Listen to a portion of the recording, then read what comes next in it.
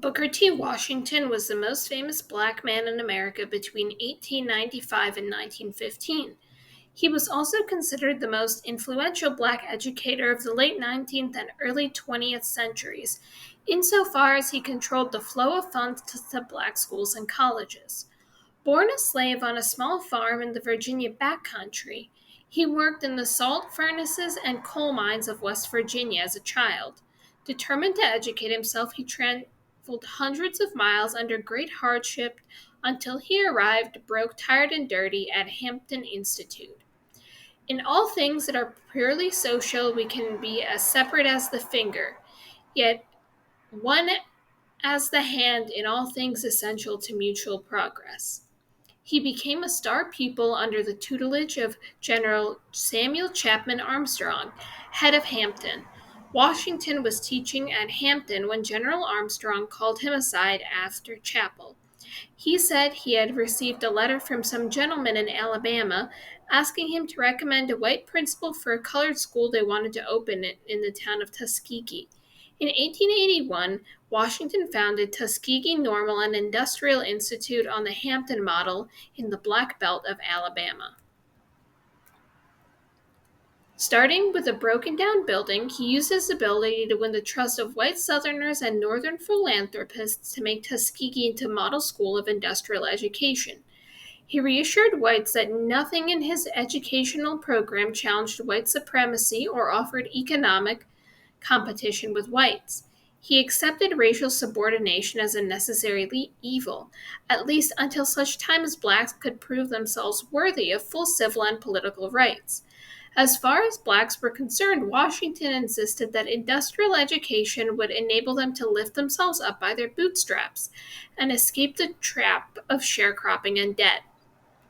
In September 1895, Washington became a national hero.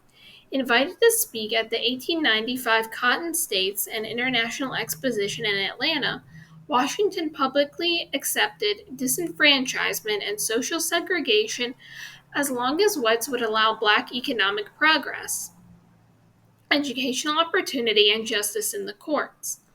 The wisest of my race understand that agitation of questions of social equality is the extremest folly, and that progress in the enjoyment of all the privileges that will come to us must be the result of severe and constant struggle, rather than artificial forcing. The opportunity to earn a dollar in a factory just now is worth infinitely more than to spend a dollar in the opera house. Washington further publicized himself and his program by publishing his ghost-written autobiography Up From Slavery in 1901. He also founded the National Negro Business League in 1900. Presidents Theodore Roosevelt and William Howard Taft, both men with deep racial prejudices, used Washington as an advisor because he accepted racial subordination. He was able to recommend candidates for minor political posts that traditionally were given to blacks.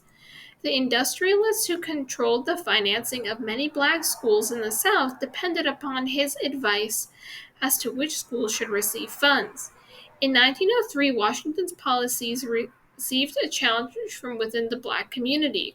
Du Bois, and a scholar at Atlanta University, attacked Washington's philosophy in the book The Souls of Black Folk. An organized resistance to Washington grew within the black intellectual community. But as far as the majority of middle class and working class blacks were concerned, Washington remained their man. His popularity enabled him to neutralize criticisms, sometimes by devious means such as bribing newspapers to report false and unflattering reports of his critics. Because of his image as a conciliator, Washington seldom could publicly criticize injustice. Yet, behind the scenes, he did finance court cases challenging segregation and tried to mitigate some of its losses. When Woodrow Wilson became president in 1913, Washington lost his influence in the federal government, which Wilson helped segregate further.